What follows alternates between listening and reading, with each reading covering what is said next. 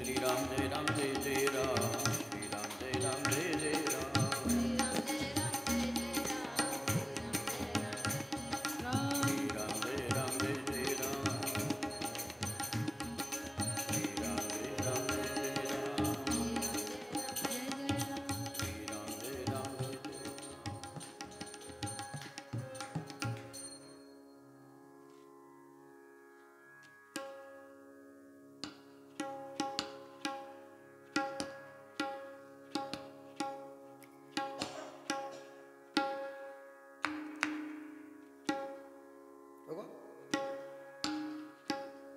एका घराचं अंतर आहे.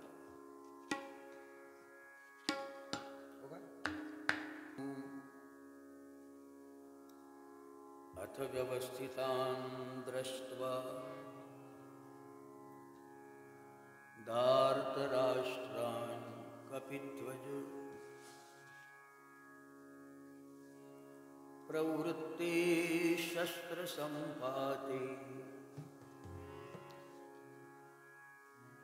धनुरुद्धम्य पाण्डव म्हणा ऋषिकेशं तदा वाक्यम् इदमहं महीपते. अर्जुन उवाच सेनयोरुभयोर्मध्ये रथं स्थापयाम्यच्युत. यावदेतान् निरीक्षेऽहं योद्धुकामानवस्थितान् कैर्मया सयोद्धव्यम् अस्मिन् रणसमुद्यमे. योत्स्यमानान् अवेक्षेऽहं य एते अत्र समागताः. धार्तराष्ट्रस्य दुर्बुद्धे युद्धे प्रियचिकीर्षया.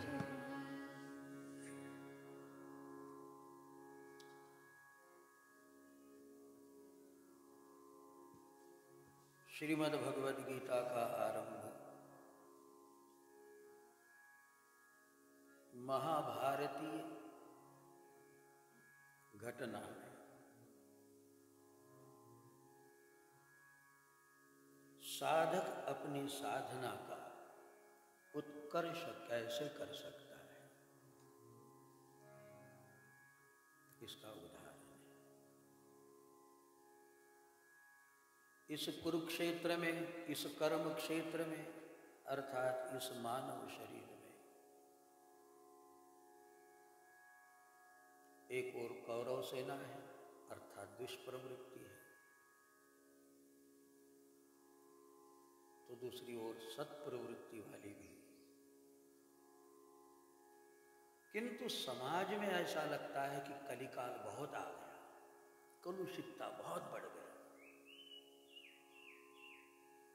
दुर्जनों की संख्या बहुत अधिक हो गई. ऐसा नहीं, कांटे बहुत कम है,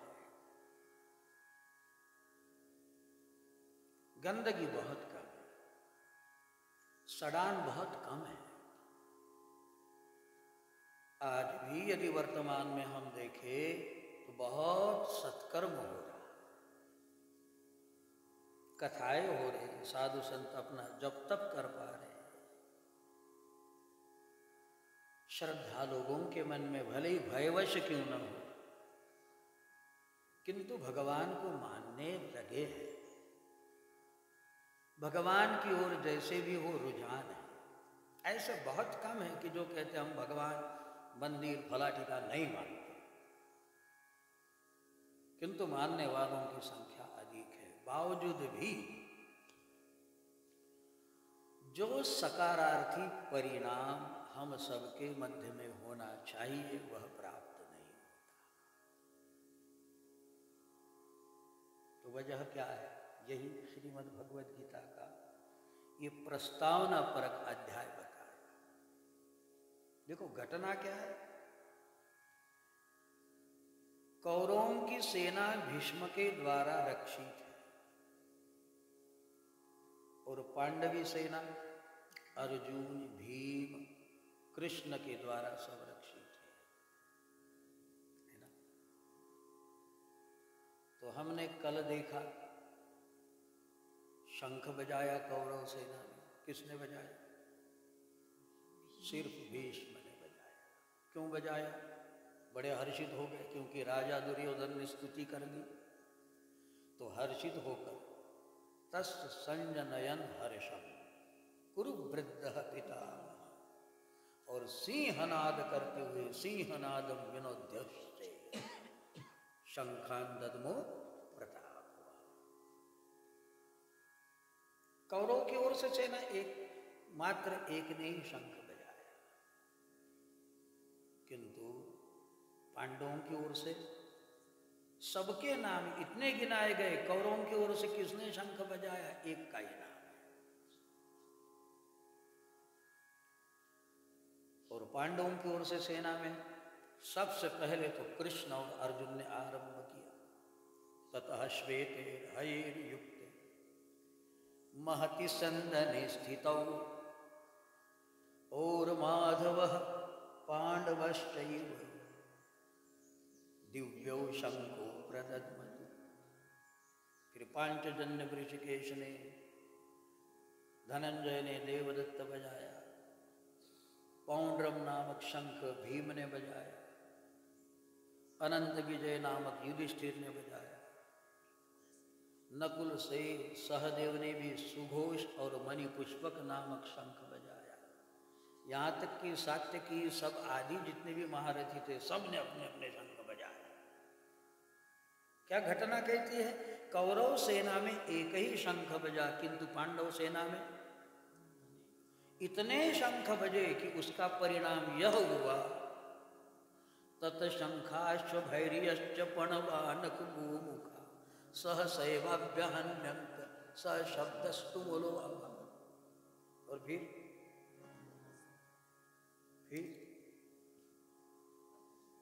नहीं है, वो नहीं है। इसलिए तैयार होना, बापू के साथ में कैसे तैयार? हाँ, ये सही। अब इतना घोष हुआ कि सघोषो धार्तराष्ट्राणां हृदयानि व्यदारय। शंख की ध्वनि किस सेना में अधिक हुई? पांडवों की सेना में। तो हृदय विदीर्ण किनका होना चाहिए था? पांडवी सेना का होना था, किंतु हुआ उल्टा।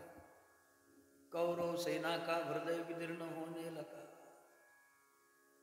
अच्छा, कौरव सेना में एक ही शंख बजा भीष्म का, और पांडव सेना में पता नहीं कितने शंख बजे, किंतु हृदय विदीर्ण, भय से परवश हो गए है कौरव सेना। धार्तराष्ट्राणि हृदयान व्यदारय। तो ये बताते हैं सत्प्रवृत्ति वाला उपद्रवी वाला भली एक हाथ हो, समाज में ज्यादा नहीं, किंतु और पांडव उसको दबाने की चेष्टा, अर्थात अपने सत्प्रवृत्ति के शंख बजाए तो कुप्रवृत्ति अनायास ही शांत हो जाएगी। लेकिन सज्जन इसलिए हारता है, सज्जनों का परिणाम इसलिए नहीं दिखाई देता कि उसे अस्मिता नहीं है। शंख बजाने इतनी उसकी अपनी आस्था वहां तक नहीं पहुंचे कि तुम क्या कहते हो, अपना शंखनाद करे, इतना बल अभी उसमें नहीं है। बल्कि उपद्रवी उपद्रव कर रहा हो तो उसके हाँ में हाँ मिलाने वाले अधिक है। बजाया एक ही कौरव ने शंख, एक ही कौरवों की ओर से प्रतिनिधित्व करते हुए पितामह भीष्म ने शंख बजाया, और सारे पांडव सुनते, शंख न बजाते तो पांडवानी हृदय व्यदार्य। हुआ उल्टा। जैसे ही कौरव सेना में शंख बजा है तो पांडवों ने भी अपना ओज सजग करते हुए, यदि सज्जन और सत्प्रवृत्ति अपनी निष्ठा पे अडिग रहे तो कौरव सेना का अर्थात दुष्प्रवृत्ति का हृदय विदीर्ण हो जाए। अब ये शंखनाद होना, घंटनाद होना, दुंदुभी बजना, नगारी बजना, मानो युद्ध आरंभ हो जाएगा। अब देरी कितनी है? अपने अपने सेनापति आक्रमण का आदेश दे दे, बस इतना भर समय। इसी बीच अर्जुन जी भगवान कृष्ण से कहने लगे, अथ व्यवस्थितान् दृष्ट्वा धार्तराष्ट्रान् कपीध्वज प्रवृत्ते शस्त्र संपाते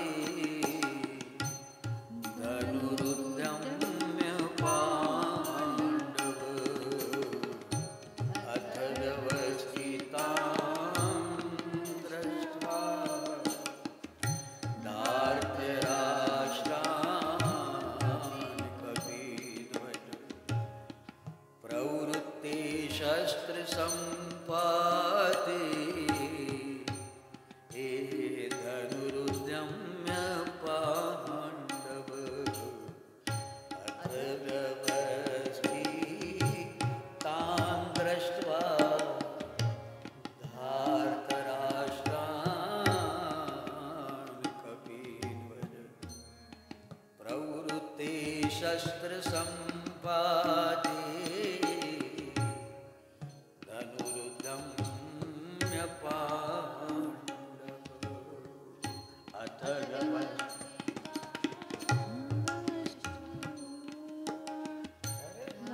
इसलिए बारीकी से सुनते,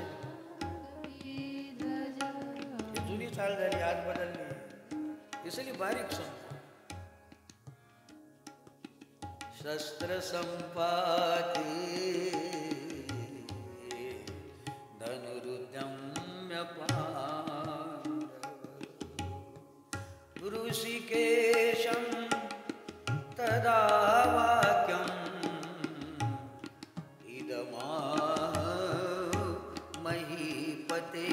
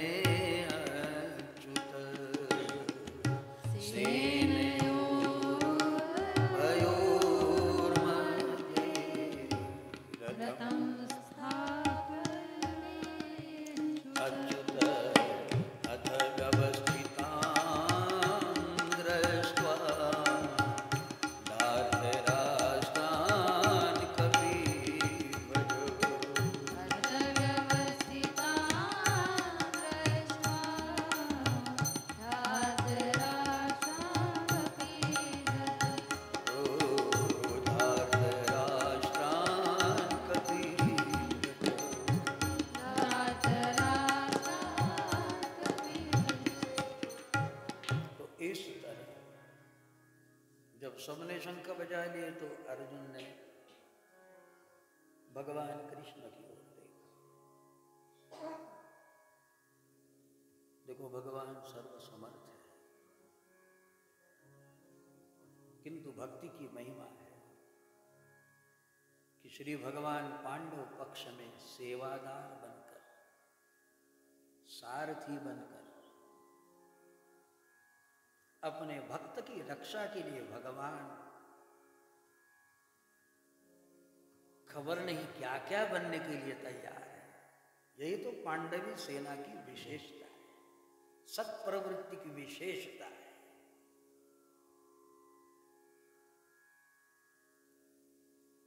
महाराजा दशरथ रानी कैकेयी के वश हो गए और तुलसीदास जी ने तो स्पष्ट लिखा, काम कौतुक लेख ही। परिणाम ये हुआ कि दशरथ जी ने भले ही राम वियोग में शरीर त्यागा हो, किंतु राम जी वहां उपस्थित नहीं थे।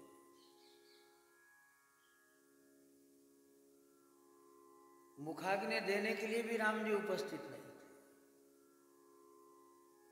किंतु सत्कर्म करने वाला जटायु जिसने राम कार्य के लिए, जब जानकी का अपहरण हुआ तो रावण से लोहा लिया। रावण बोले मैं हूं, तब तक तुम मेरी बहू को, सीता को लंका में नहीं ले जा सकते। जटायु पक्षी कहता। तो काटे सी पंख पराग खगधरनी, सुमेरी राम करी अद्भुत करनी। परिणाम क्या हुआ? राम कथा में वीर जटायु, काय अपना अनुपम स्थान।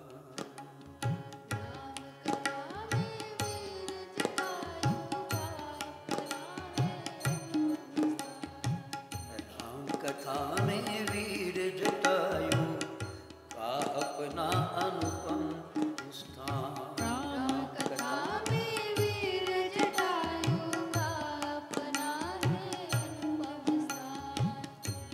तुलसी ने बड़भागी कहकर किया जटायु का जस गान। राम कथा में वीर जटायु, अनुपम स्थान। राम कथा में वीर जटायु का अपना है अनुपम। हे सीते सीते करते राम जी आगे बढ़े। प्राण विहीन देह गोदी में, लिए राम करुणा बरसाए। जटायु के प्राण विहीन देह अपनी गोद में रखा। प्राण विहीन देह गोदी में, लिए राम करुणा बरसाए। कमल नयन की अश्रुधार में, असुवन तीरथ स्नान कराए। तीरथ स्नान कराए। साधु जटायु धन्य जटायु, महाभाग का महाप्रयाण।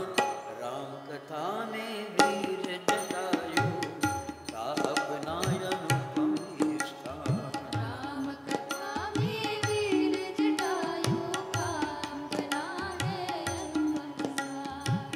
राम कथा में वीर जटायु, का अपना अनुपम स्थान। राम कथा में वीर जटायु का अपना है।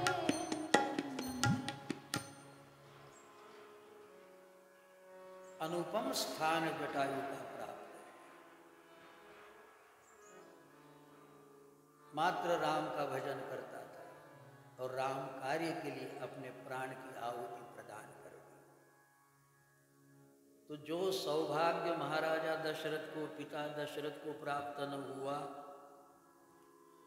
राम जी ने स्वयं अपने हाथों, लक्ष्मण जी ने लकड़ी इकट्ठ की, चीता बनाई और मान पिता समझेकर जटायु का अंत संस्कार किया, उसको जलांजलि अर्पण की। तो जो सत्कर्म करता है, अर्थात पांडवों की सेना में है, पांडवों के पक्ष में, भगवान उनका दासत्व करने के लिए तैयार है, उनका सारथ्य स्वीकारते हैं। और अर्जुन आर्डर करता है, अथ व्यवस्थितां दृष्ट्वा, देखा कि दोनों ओर से सेना अवस्थित है। धार्तराष्ट्रान् कपिध्वज, कपिध्वज ने देखा।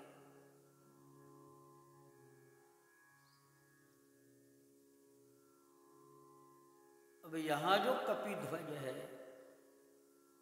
उस रथ का भी नाम कपिध्वज है, क्योंकि रथ के ऊपर कपि का अर्थात हनुमान जी का ध्वज है।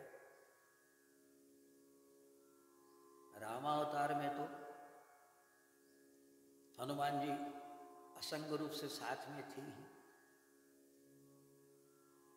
किंतु राम जी ने कहा कि भाई अब हम कृष्ण बनने वाले हैं, अब मर्यादा पुरुषोत्तम तो रहेंगे नहीं, अब लीला पुरुषोत्तम है, बहुत मर्यादा पाली, अब तो गोपियों के संग नाचेंगे। और हनुमान जी महाराज आप तो ब्रह्मचारी हो, और आपके बिना तो हमें ठीक नहीं लगेगा। तो भगवान की रास में भी शंकर, ये ब्रह्मवृत पुराण में आता है कि शिव जी और आसुरी मुनि राधा कुंड में स्नान करके गोपी वेश परिधान करके भगवान के रास मंडल में प्रविष्ट हो गए। किंतु भैया युद्ध जो करना है, विनाशाय च दुष्कृताम, हनुमान जी तुम्हारे बिना तो काम नहीं बनेगा। हनुमान जी ने कहा कि भगवान हमने पहले ही कह दिया था कि हम तो आपकी कथा के लिए भूमंडल पे रहेंगे। इस भूमंडल पे इसलिए है कि जहां आपकी कथा है तो हम रहेंगे, वरना हमारा कोई वास्ता नहीं।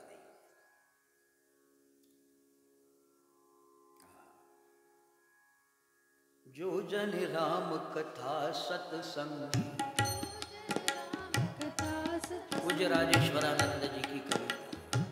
जो जन राम कथा सत्संगी, उनकी पीर हरे बजरंगी, अतुलित बल के दाम कर फिर क्या करना।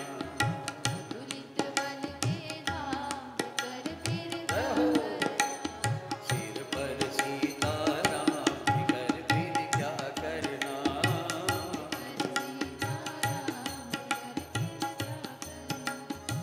क्या करना, क्या करना, फिकर फिर क्या करना।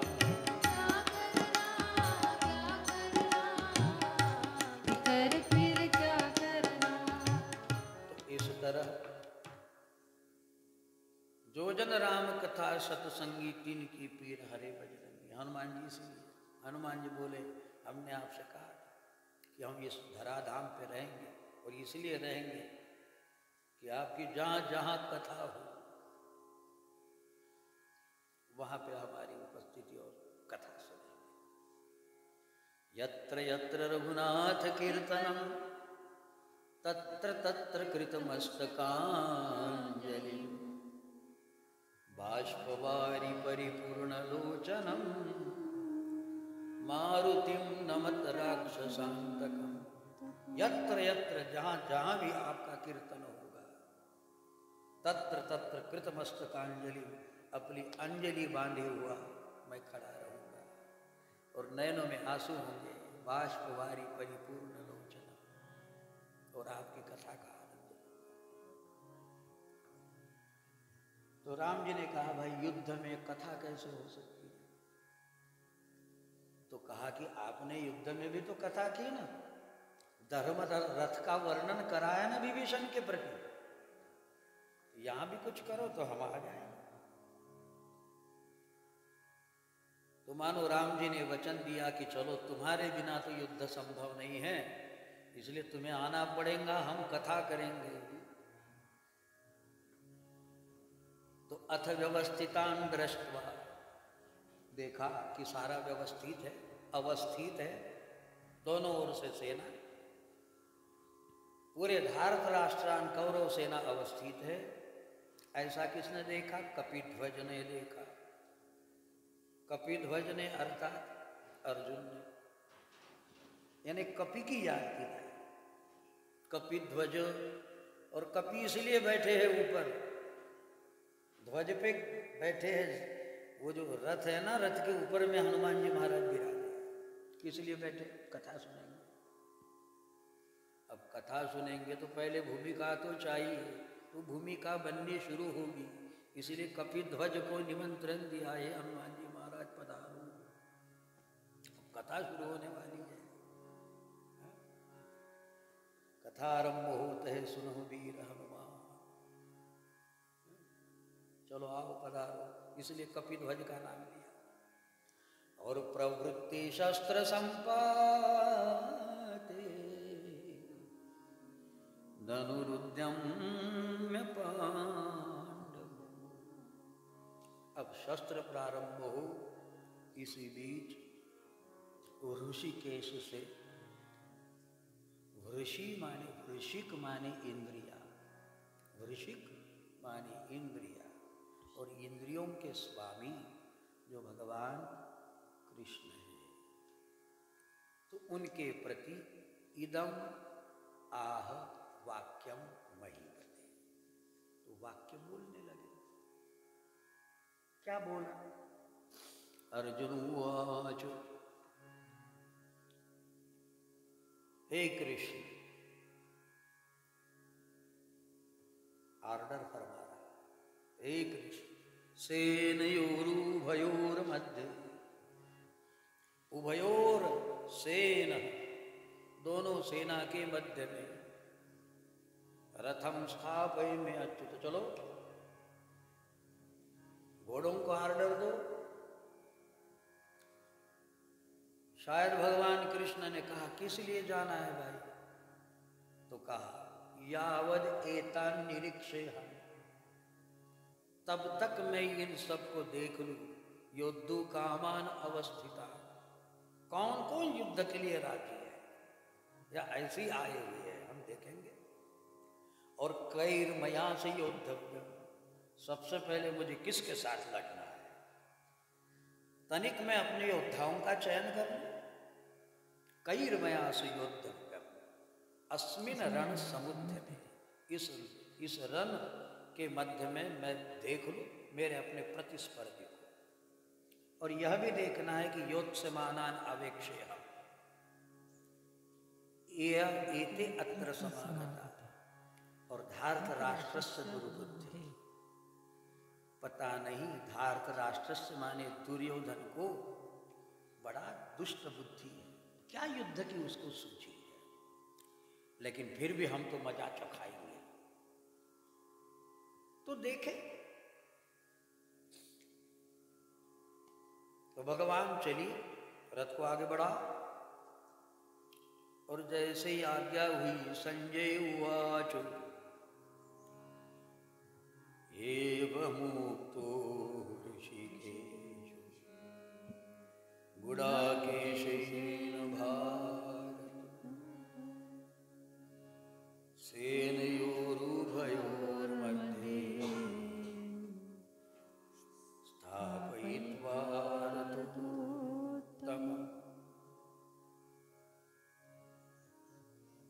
ऋषिकेश ने पुनः ऋषिकेश, एवं उक्त्वा ऋषिकेशु, जैसे अर्जुन ने इस तरह से कहा तो देरी न करते हुए भगवान ने रथ को आगे बढ़ाया।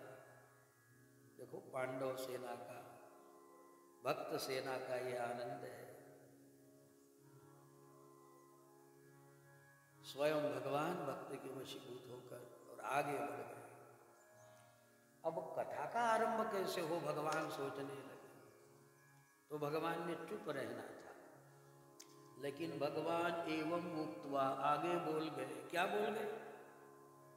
लो रथ के मध्य में, हमारा सेना के मध्य में रथ आ गया है, यहाँ से सब दिखेगा, लेकिन क्या देखो, भीष्म द्रोण प्रमुखतः,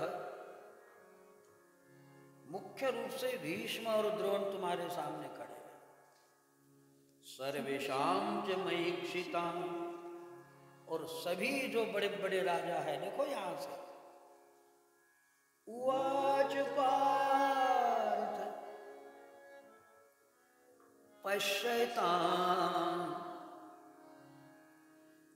समवेतां कुरुन् इति। ले क्या क्या कहा भगवान ने, देखो दो तीन शब्द बड़े मार्मिक, सामने भीष्म द्रोण है, फिर और राजा है, फिर उवाच पार्थ पश्यतां, पार्थ के प्रति बोलने लगे, पश्यतां, देखो इनको, किनको? समवेतान कुरुन् इति, ये कुरु है, तू भी कुरु वंशी। अब कुरुन् इति कहने से अर्जुन के मन में स्वाभाविक अपने वंश के प्रति, अब भगवान ने कैसा कहा होगा, कन्हैया जादुई वाणी तो बोलते सिर, देखो क्या क्या बताया, देखो सामने कौन है, भीष्म द्रोण, और राजा लोग हैं, और क्या क्या है, समवेतान कुरुन् इति, कौरवों को नहीं, कुरुन, कुरुन माजे कुरु पक्ष में उत्पन्न हुए। अब कुरु पक्ष में तो कुरु वंश में तुम भी हो, तो अपने वंश को देखो। जब ये वंश वाली बात आ जाती है ना, अपने कुल परिवार वाली बात आ जाती है ना, आदमी नरम हो जाता है ना, दूसरे के प्रति उग्र हो जाएगा। किंतु भाई अपने ही भाई ने, अपने ही किसी परिवार वाले ने ऐसा कुछ कर दिया है तो फिर थोड़ा नरम दिल हो जाता है।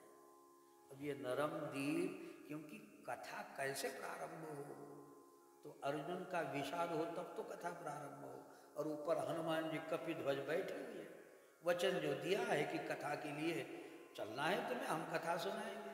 कथा कैसे प्रकट हो, तो भगवान कृष्ण बीच में बोल गए। बोलने की क्या जरूरत थी?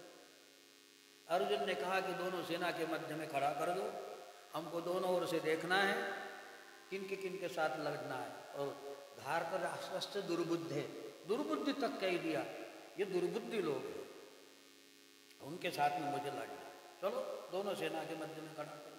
तो ले जाके खड़ा कर देना, उसको बोलने की क्या जरूरत थी? अब कन्हैया की बोली तो बोली है, अब भगवान नहीं, लाला ने कैसा बोला। अथवा हो सकता है अर्जुन देखना, ये पितामह भीष्म जिनकी गोदी में तू खेला है, देखना ये द्रोण जिनको गुरु मानकर तूने चरणों में वंदन किया, ये तुम्हारे सामने खड़े हैं।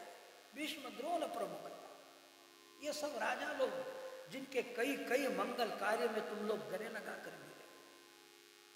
और कहां तक गए? इन कुरुन पश्य, तू भी कुरुवंशी है, ये भी कुरुवंशी है, तेरे वंश को तो देख। अब भगवान ने कैसा कहा होगा ये भगवान जाने, क्योंकि अर्जुन कोई इतना साधा व्यक्ति, क्षत्रिय वर था, नरपुंगव था, और उसको घर से ही पता था, कोई दिमाग में फाल्ट तो था नहीं, उसको पहले से पता था कि हमको लड़ना किससे है। लेकिन कन्हैया ने अपनी बोली की जादुई बोली क्या चलाई, ये कन्हैया जाने कि अर्जुन का हृदय विदीर्ण होने लगा, मात्र अर्जुन का, और उसको प्रत्यक्ष दिखने लगा, यार अर्जुन तो किस पे बाण चलाएगा। गया था किस लिए? कि मुझे इन सबसे लड़ना, ये दुर्बुद्धि लोग सामने खड़े हैं, बहुत तकलीफ दी इन लोगों ने आपको, आज एक एक को मजा चखाऊंगा। इस उद्देश्य से दोनों सेना के मध्य में गया। लेकिन कन्हैया ने क्या बोली का प्रयोग किया कि अब अर्जुन की अगली स्थिति क्या होती है, इसकी समीक्षा को हम आगे देखें। श्री राम जय राम जय जय राम, श्री राम जय राम जय जय राम, श्री राम जय राम जय जय राम, श्री राम जय राम जय जय राम, श्री राम जय राम जय जय राम, श्री राम जय राम जय जय राम,